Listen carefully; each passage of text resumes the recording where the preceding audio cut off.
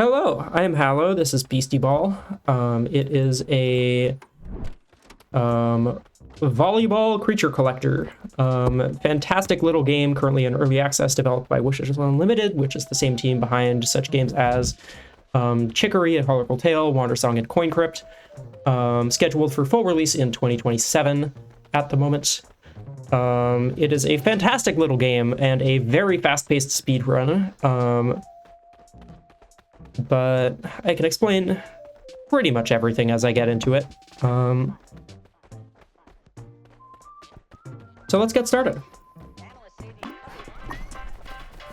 Great. These are beasties. They play volleyball. We are picking Kitchik because it is the starter out of the three that deals the most damage and is going to be able to one-shot the most things throughout the game. And one-shotting things is fast. Unfortunately, we do need two beasties to play, though, so we're going to have this Spreco come join us and immediately demonstrate why sideways moves are powerful by scoring a point by hitting an empty lane. Anyway, that's the tutorial fight, so we're going to immediately, of course, go off to a mid-game area, because that's what we do. There are plenty of early game areas which the game expects you to go to, so we're going to not do that.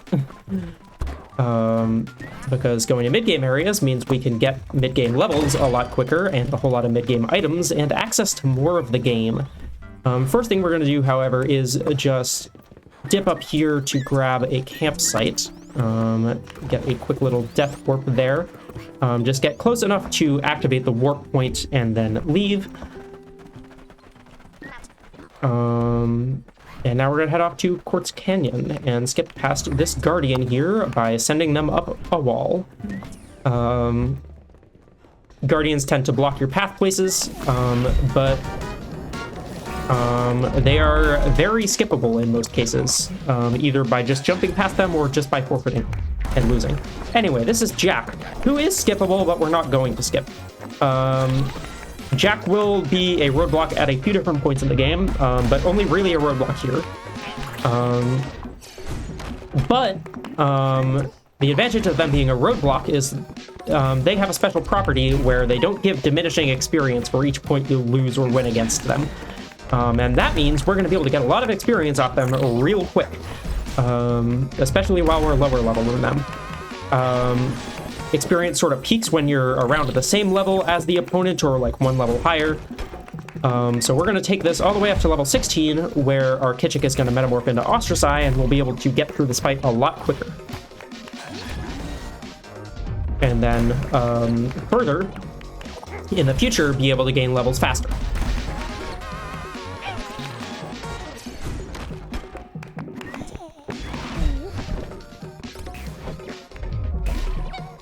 Fortunately, it does mean we're losing a whole bunch, 5 matches in total here, but I can explain a few other things, such as why the opposing beasties are moving up to the front lane.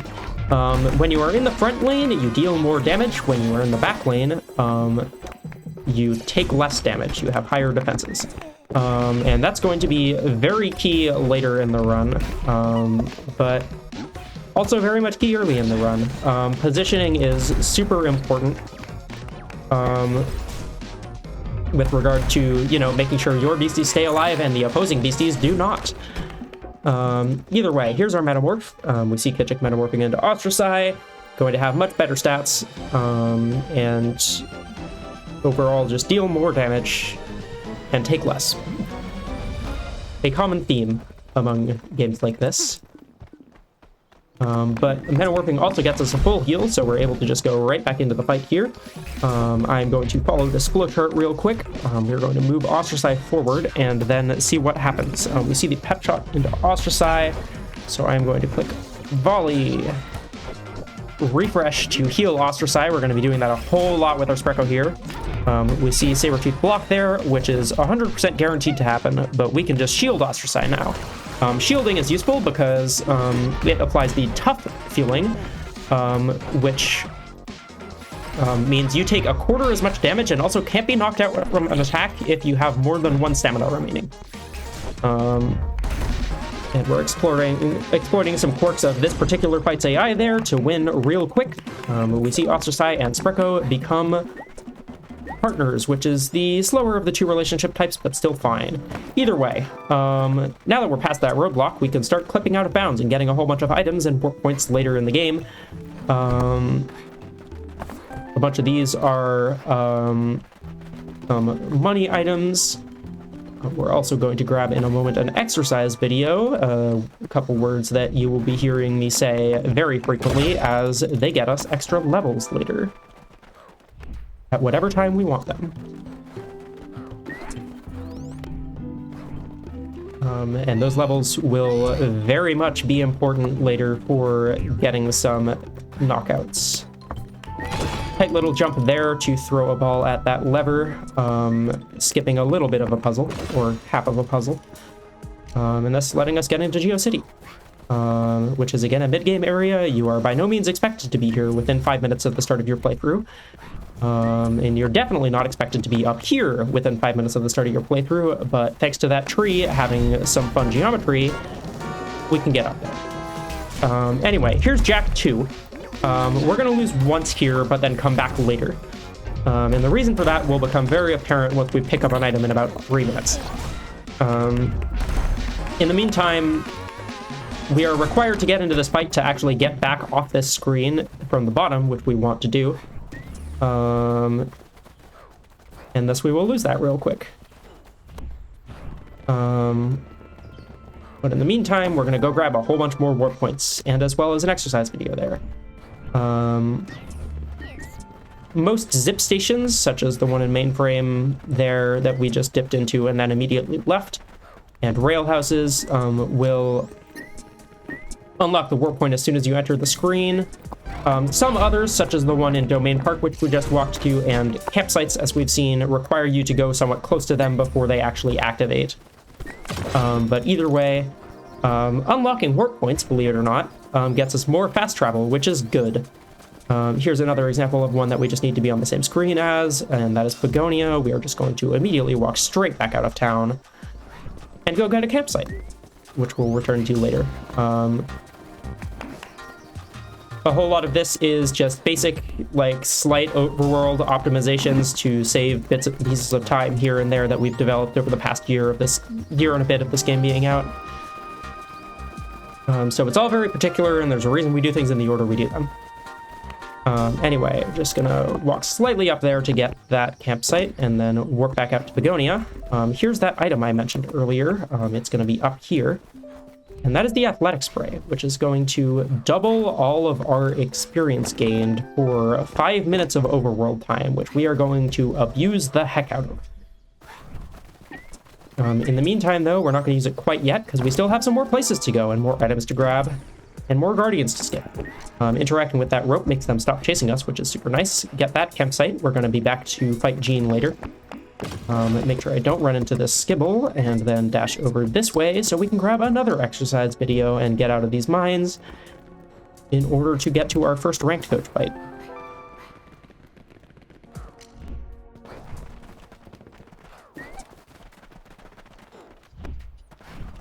First ranked coach is Kaz here. We're going to dash in here, challenge him to a match, and head in immediately. I forgot to heal, but it doesn't matter because no one shows up and Kaz doesn't want to play without an audience, so we can actually heal here, and now we're going to go find the 3 most bored-looking people in town because he wants an audience. One of those is Caroline here, who we're going to pretend we're not telling her to watch a sports ball match.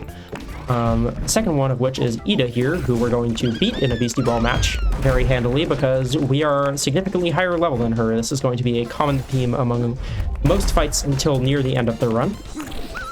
The secret about this is it's not an RPG speedrun, it's more of a movement speedrun. But anyway, we're going to go back to Kaz later. In the meantime, we're going to dodge encounters on this screen and make this beastie disappear by walking into its range and then watching a replay. Because there is an NPC on this screen who wants to watch a fight, and thus we won't be able to forfeit. So we're just going to not deal with that at all and instead go out of bounds here and get into a late game area. That clip is incredibly easy. It is very silly. Anyway, this is 1,000 views. We'll be back here a few times during the run, but there is a ranked coach here that we have to fight, and we are certainly not ready to. With that said, we are still going to challenge him because setting that up now is faster than doing it later. We grabbed a glimmering object there for a whole bunch of money, as well as another exercise video.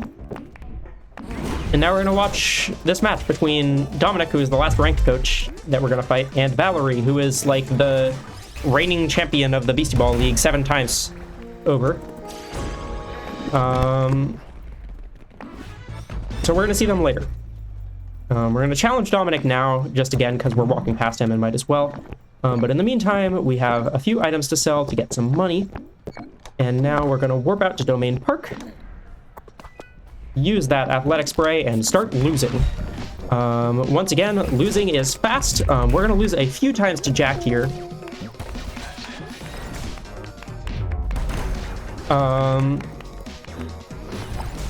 Getting up to level 26, after which point it actually becomes faster to start losing to some Guardians, which again have that problem of having diminishing experience. But when the Guardians are level 40 or so, once you get up to high enough level to start earning actually decent experience, they start giving you more than Jack does, and thus will be super quick, as well as the fact that we won't have to serve against them, because most beasties in the overworld you can just face away from and give them serve, and that's a lot faster because it means we don't have to click a serve and then wait out the opponent's actions as they volley the ball a couple times or use a support move or whatever. There are a few different types of moves in this game, I should explain. Attacking moves, which deal damage, obviously. Volleying moves, which volley the ball. If you receive an attack, you are required to volley the ball before you return it. Support moves, which you can use while not holding the ball, which we'll see more of later. And defense moves, which you can use on defense, such as shield. Anyway, one more loss here to Jack will bring us to 26.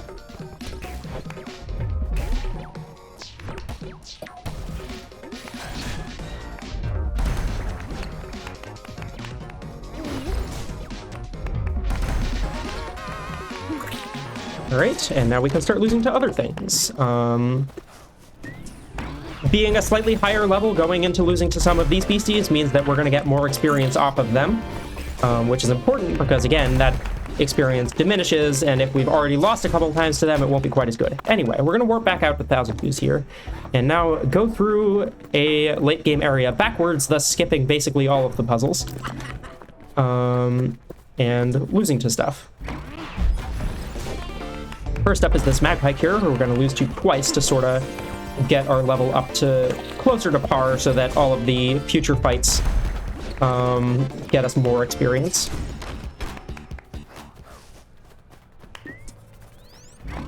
We do want to wait for it to chase us because it's still faster than serving at it.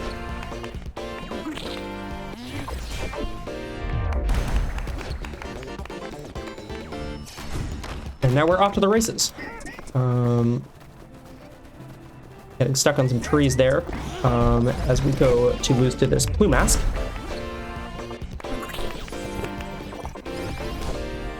We're going to get up to level 36, where Ostracite metamorphs into Castle Elite real quick. And after that, we're going to start winning again. First of all, though, we have some more items to grab. Up here is a conditioning ticket, which is going to be super useful for a beastie. We're going to recruit it in around 10 minutes or so. We do want a third beastie for this run because it's going to make a lot of fights that would otherwise be very difficult with just two more possible. And that's going to allow us to make its stats more consistent. Wild beasties, which you recruit over the course of the game, will have inconsistent stats, but once you play with them enough and coach them enough, their stats will approach a standardized value, which is the maximum. Either way, grabbing a star jersey there so we can recruit that. Unfortunately, I ran into a wild beastie and lost a little bit of time, but it's fine. We want to lose once to this waddle here because it's going to get us real good experience. You're going to see it flash up for a moment, but that is over 2,000 for losing 1 point. Very good. See, we get 2 level ups in that fight alone.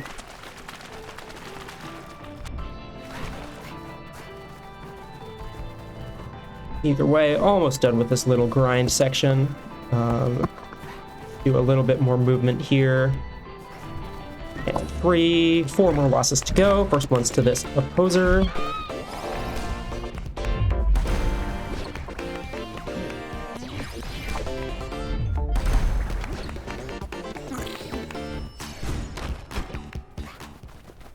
And then 2 to this Bendiva over here.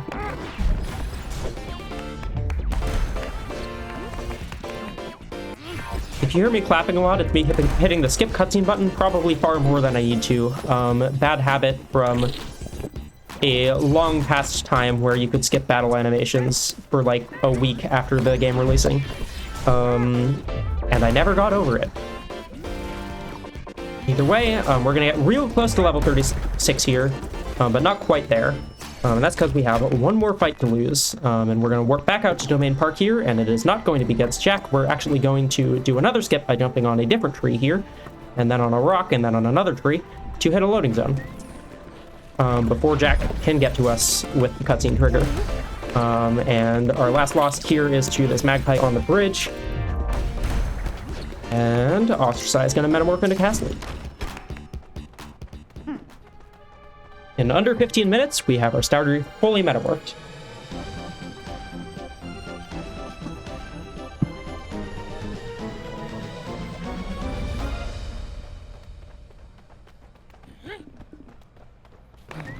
Great. Going to just dip past this Guardian now. Because there's a ranked coach over this way, as well as a few items we want. I haven't explained the conceit of this category yet. There are 8 ranked coaches in this game. You only really need to beat 1 of them to beat the game, so we only beat 1 of them at 90%. But all ranked coaches is a category developed, so you have to go beat all of them before you complete the Crown Series at the end. It is a whole lot of fun and requires you exploring a whole lot more of the map. Oh, I need to go to the gym, 1 sec.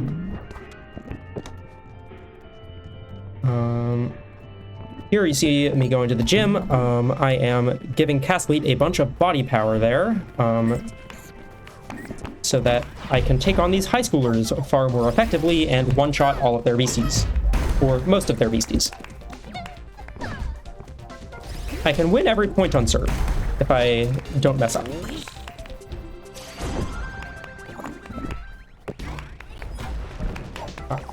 There's a small thing I forgot to do before this, but that's fine. I can just do it after.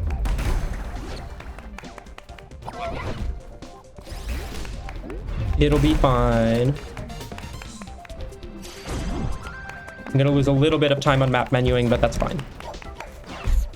My experience might be a little bit off, but shouldn't hopefully matter because I am so much higher level than these beasties that I'm barely gaining any experience from them in the first place.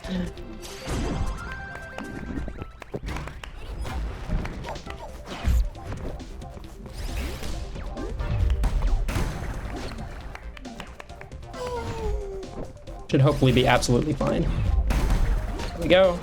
So that's the high schoolers. We need to beat them because, well, we don't need to beat them, but they're going to give us 3 exercise videos and 3 levels that are going to be extremely important later in the run for hitting some damage thresholds.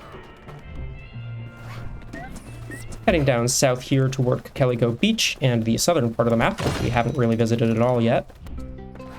I'm going to skip a Guardian real quick here if I can jump, which I can't.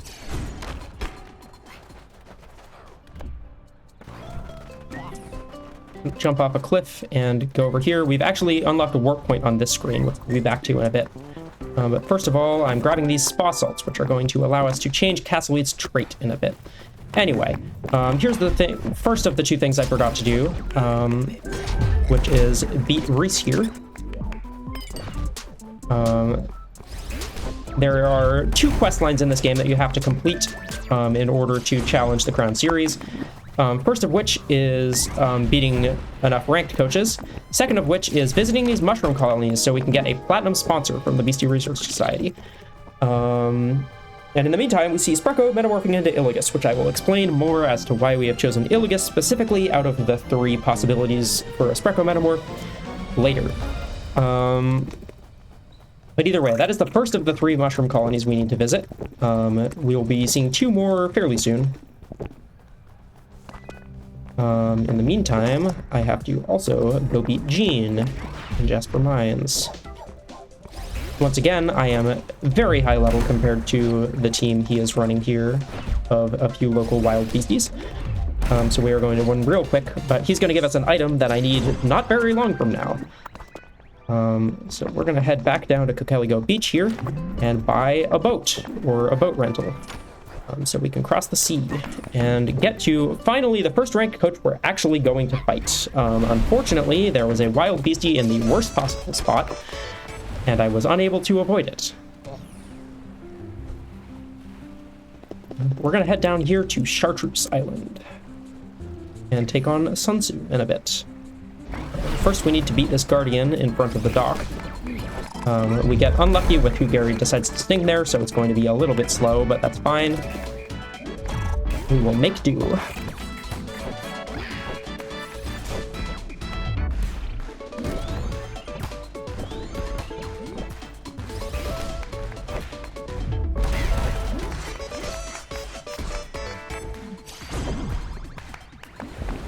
Alright, so the ranked coaches, as we approach them here, I needed that item from Gene in order to get into this nightclub and start on like the quest you need to do before Sun Tzu.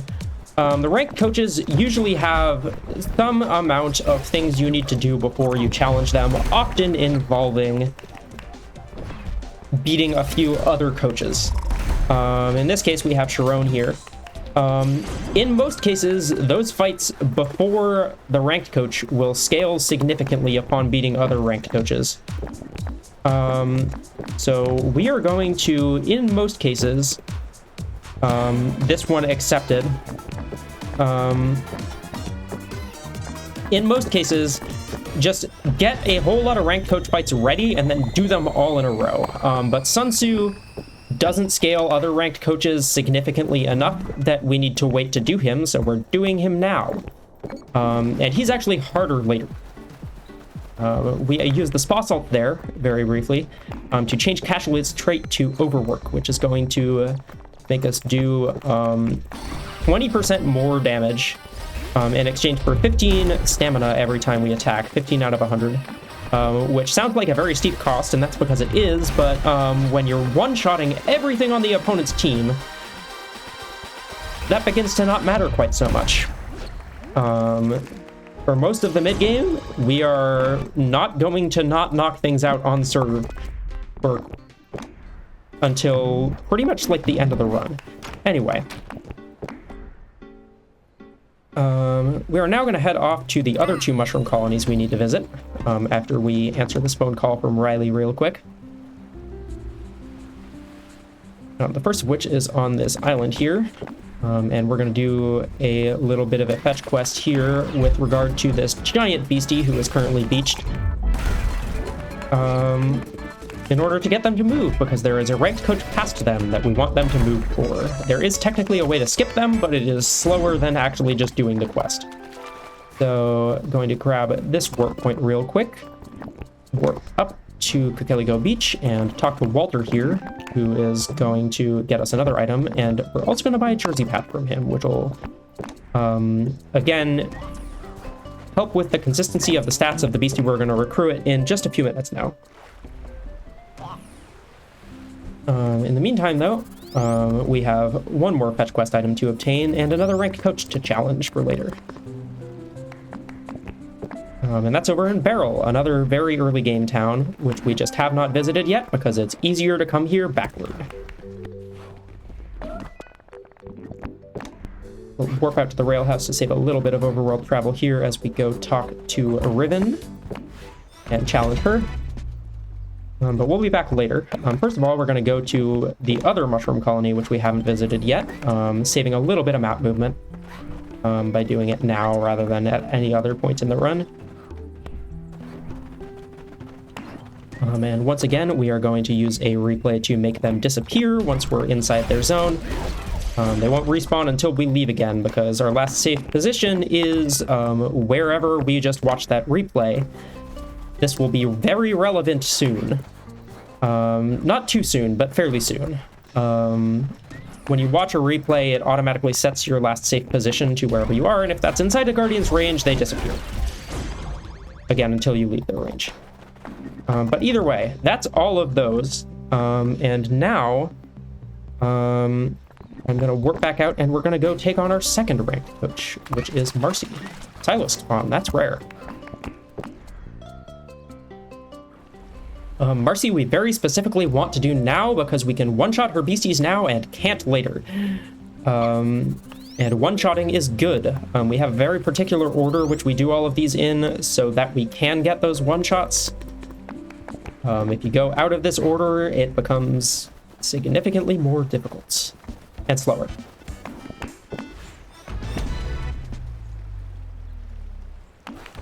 Anyway. Marcy runs a special kind of Beastieball in her ranked match and the matches leading up to it called Captain's Mode, where you can't switch out the first beastie in your party, but they need to be knocked out in order to gain a point. Thankfully, though, since it's so specific,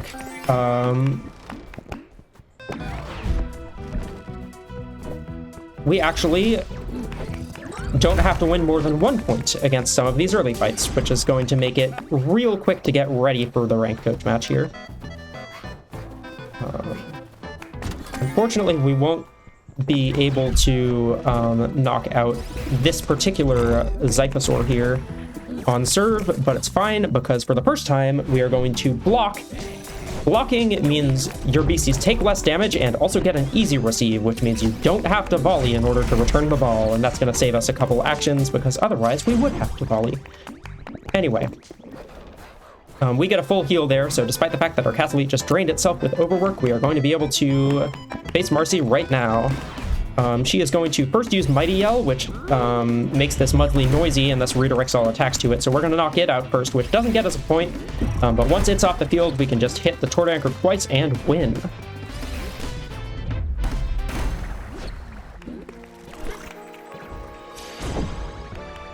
And just like that, we have 2 out of 8 ranked coaches, and we're going to go recruit our third beastie now.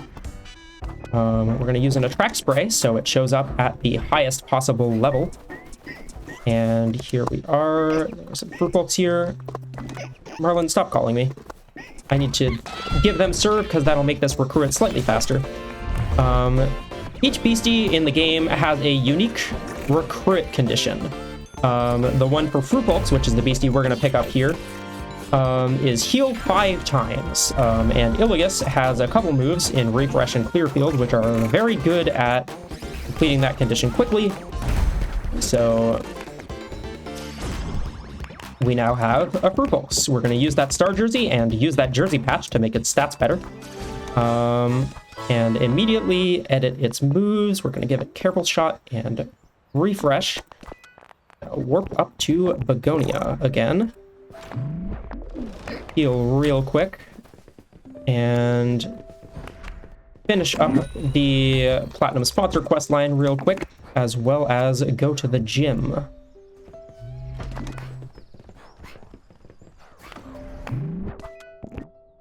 Here we are going to give Castellite all of these exercise videos. Get it up to level 47. This will be very relevant soon. We are also going to give Frufolks a bunch of cardio tokens to raise its spirit power, as well as those conditioning tickets. And now it is fully coached, and its stats will be the same every time, no matter what run you're on. Anyway, off to the Solanum Weld. We're going to have a whole bunch of overworld puzzles here. First, we need to forfeit past this Guardian, as per usual. It doesn't give us enough experience for it to be worth winning. I need to actually remember to grab the ball so I can hit this wall and dispel the illusion. I want to kick this ball into a wall to skip throwing a ball at a different wall and save a little bit of time. And we're going to head off to our third ranked coach fight in just a moment here. Forfeit against this Guardian once again. And here is where I was talking about replays and last safe positions. We are actually going to jump over this way, and I'm going to hit the correct key to open the menu. So we're going to set our last safe position in the air here. And now, using a trick called a phone hover, which involves rapidly closing and opening the menu to reset your Y velocity, we are going to head over into the Guardian over here's radius, which is not a safe position. And thus, when we forfeit out, we are going to be standing in midair and able to jump up here, allowing us to skip a fight that is required to get to this ranked coach. I'm going to be real careful here to make sure I grab that exercise video, because if I fall off, then it's bad. Here's the Sports King. You'll see him a few times. But either way, we're going to start ascending this tower. And with our castle lead at level 47, we are going to have a very easy time against these level 24 beasties. But the ranked coach at the end of this gauntlet is going to be, well, would be a harder time if not for all the levels we've gained. Every single level we've got so far matters. If we were one level lower, there would be a beastie on her team that we cannot knock out.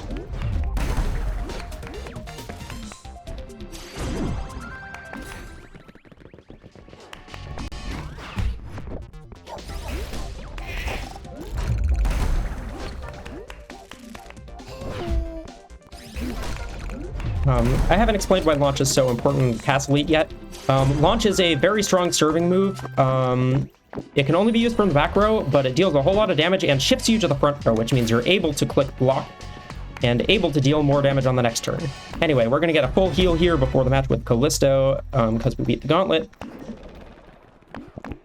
And now, we're just going to beat her real quick.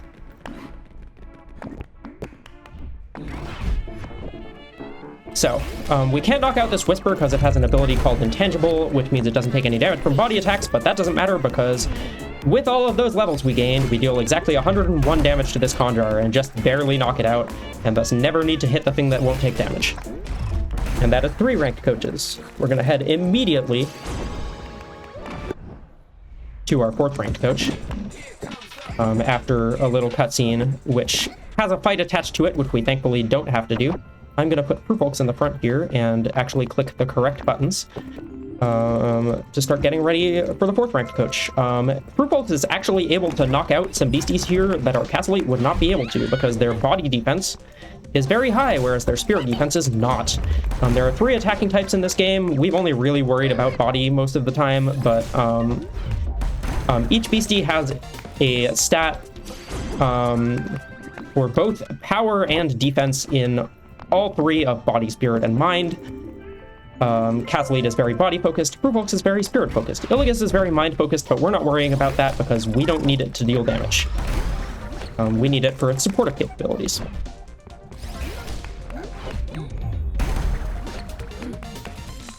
Which, again, are still not quite relevant, but will be very relevant later. Anyway, here's Elena. Elena's the next ranked coach. This is her meme team, though. We're going to have to beat her actual team just a moment after this. But the meme team is very easy, provided you have something that can one-shot things. If you can't one-shot her team, this fight is annoying and slow, which is why we do her this early and not later. To head into the zip station real quick to heal, and then go take her on.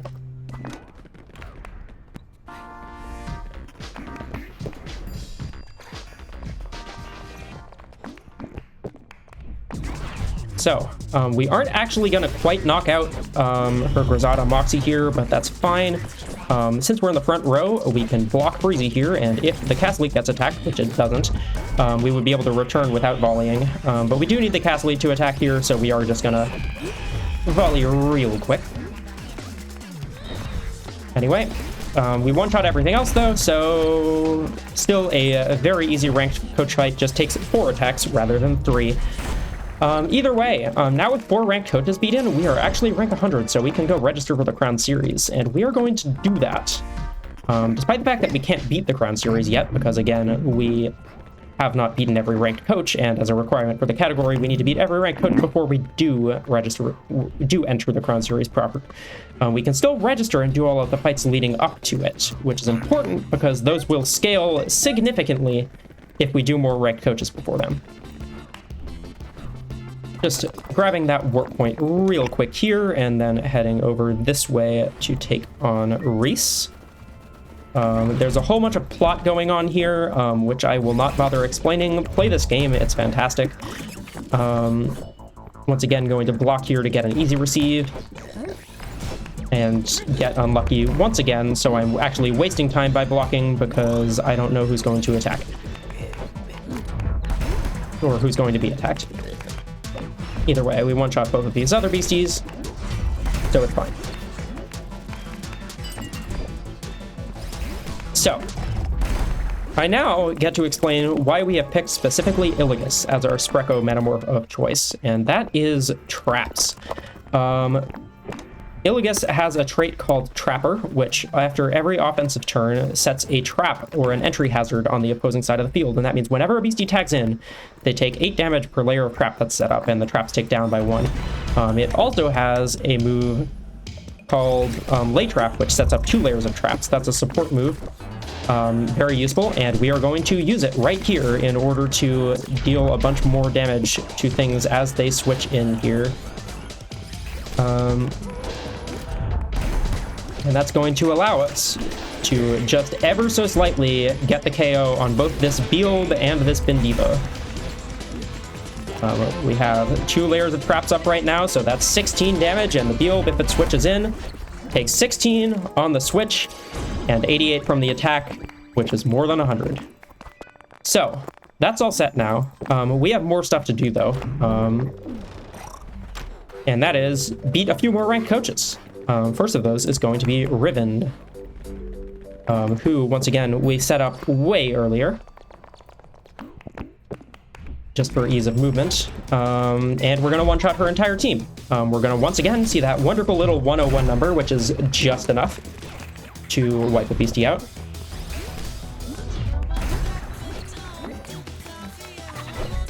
And you start to see why we have picked the very particular order that we have for beating these ranked coaches.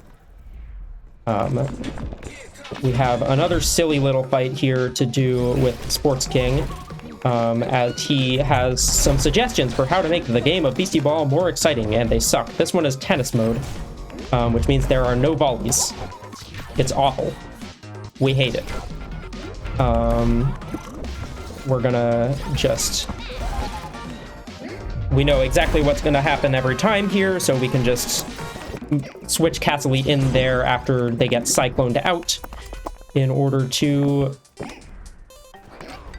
make sure we win as quickly as possible.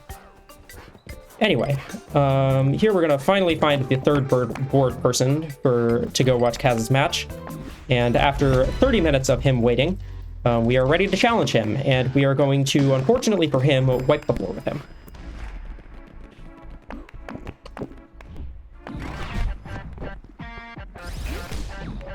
He does have shield, so we need to pay attention to that and not hit the Zephyr first thing. We see some relationship drama starting, which could be bad. Beasties have relationships which develop over the course of you playing the game, and sometimes they can change, which can be a good thing, which it might be here. There is a very small chance it's a good thing here, but there is a much larger chance that it just messes us up and loses us time. So we will see. Either way, 7th ranked coach here, Celia. Celia we do last because her team is super weak to body moves. I need to actually go challenge her. That would be important. Or them, sorry. I got the sponsor, but never actually challenged them, so lost a little bit of time in the overworld there, but whatever. Could have done that earlier to save like 10 seconds.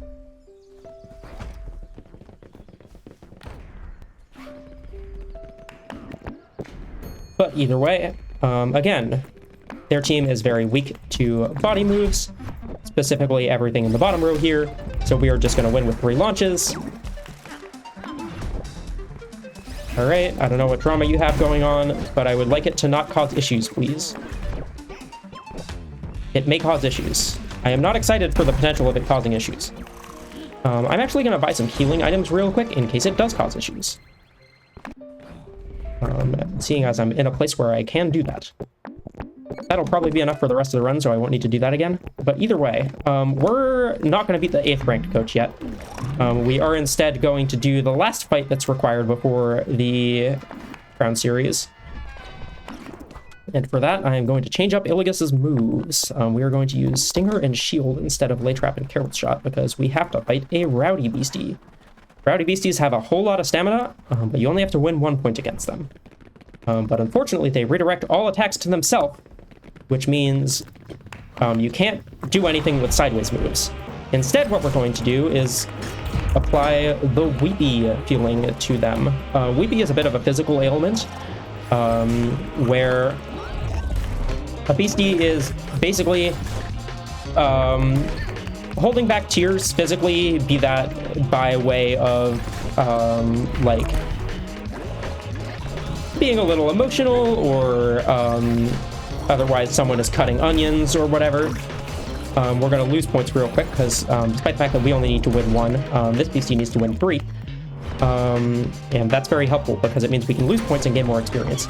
But Weepy, once it ticks down to 4, is going to start dealing 100 damage every single turn to Shloom here.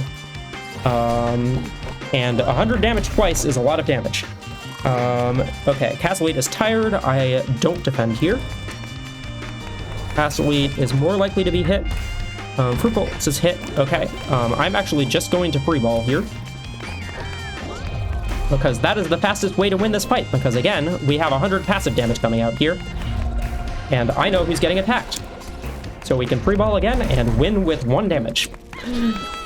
A very fun little Easter egg in the route if you get that specific iteration of the fight. Either way, we have 1 more ranked coach to beat. So we're going to heal real quick.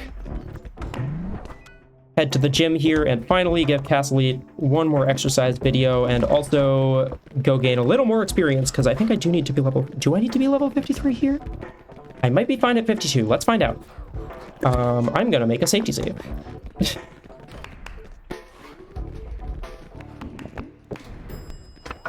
I typically want to be 53 here, but I don't think I need to quite be 53. I think 52 will also work. We're going to start by launching into Jordan here and get a bit of chip on them for later. Bo is going to attack here, so we're going to block them and allow us to set traps up, except I actually need to reset this fight because I forgot to change Iligas's moves back. There is a lot to manage. I lied earlier when I said this isn't an RPG speedrun. It is unfortunately an RPG speedrun. We're going to put Careful Shot and Lay Trap on and then go again.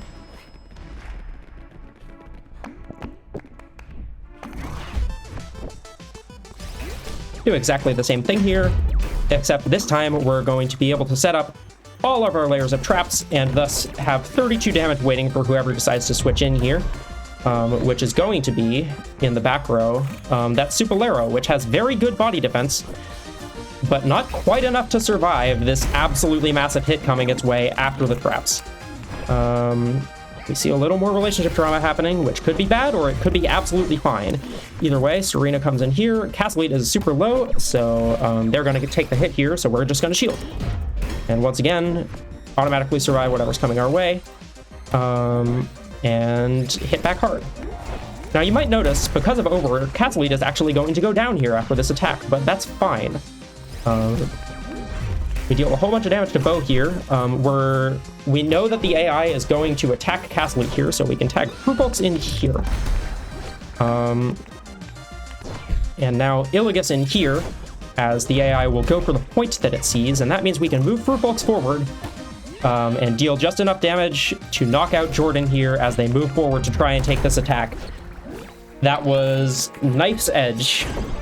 Anyway, we are now ready to enter the Crown Series. We have beaten every ranked coach. We are fully healed and ready to go. I am going to move Fruit Bolts up as that's going to make this next fight more consistent and follow this flowchart very carefully. I've already bought healing items, so I don't need to do it here. We can just head right in.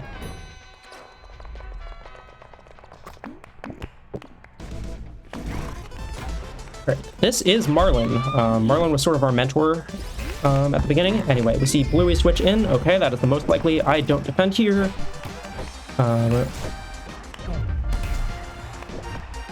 Refresh and click thump into Bluey. It is more likely to be Pearl here, which it is. We're going to tag Illu in for folks and start setting our traps up.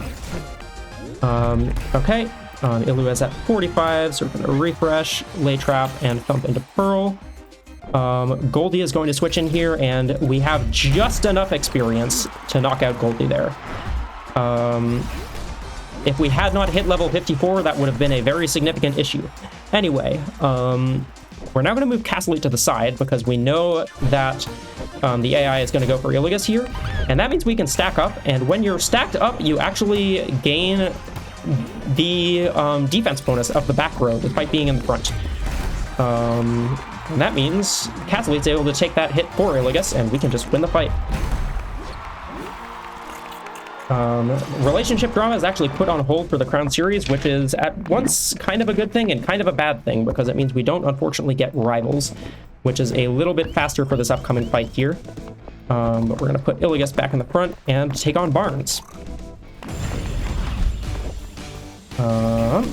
Start by launching into Danny here and see what the RNG gives us on this first turn. All right, we see Illu marked and hit. We're going to partners, lay trap, and with a boost that we get from the partners ability, knock out Carlos through the block there. Unfortunately, this is where being a slightly lower level is not great, because it means Danny isn't going to quite go down here, which is going to make this fight a little bit interesting as I have to deal with some somewhat unexpected circumstances, but we should be fine.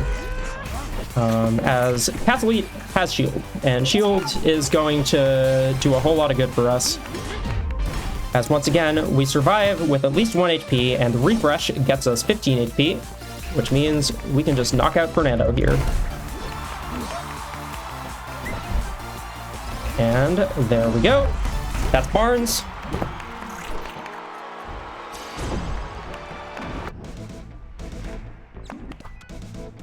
Cathlete, we are now going to give a different move for the first time in ages, and that is Bigger Beam. It's going to help us with this last fight here against Jean. We're going to launch into the shield here. For the first time, we are hitting a shield this run, but it's because it means this turn is always going to be consistent, and we're always going to see Phantom move to the front here. And that means we can click a refresh, get Cathlete back up to full HP, which means this Bigger Beam is going to be at full power. It is a move that deals more damage the more stamina you have remaining. So if Cathlete isn't taking hits, which we can prevent it from taking, then it's going to be dealing a whole lot of damage. And we're just going to make sure all of those layers of traps are up so that this Bigger Beam knocks out the Beelb as it tags in. And one more launch will win us this last fight that matters.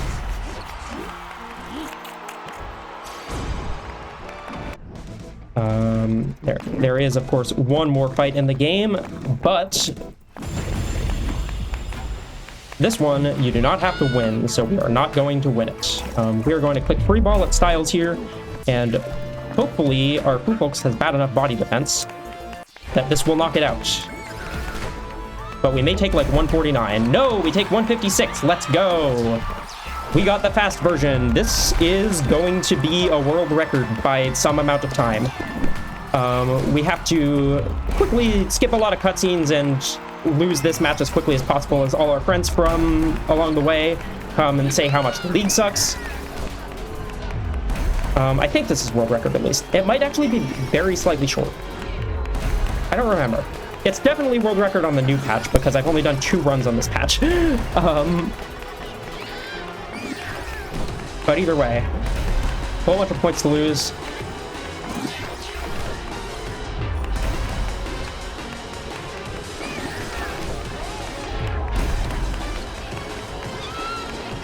All right, that's the last one.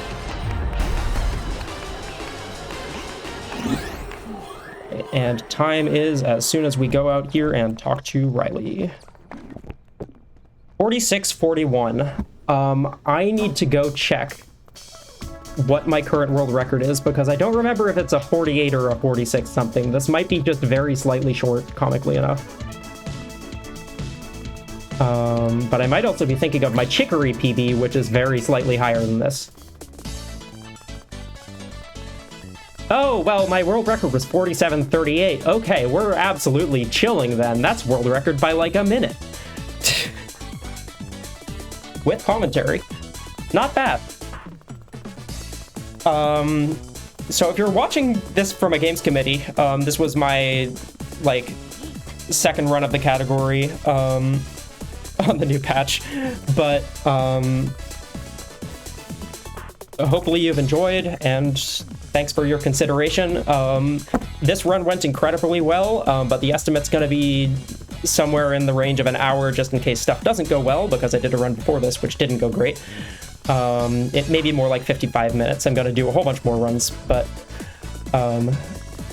yeah, thanks for your consideration. Thanks for watching. If you're watching this on YouTube just as a general viewer, hit the subscribe button, I guess. I don't know. I do a lot of speedruns of this game. I do some PvP content sometimes, although I'm on a little bit of a break from that. And yeah, check me out on Twitch. I do runs there, live. I'm just /Hallow. And yeah. Thanks so much for watching. Have a good rest of your time zone.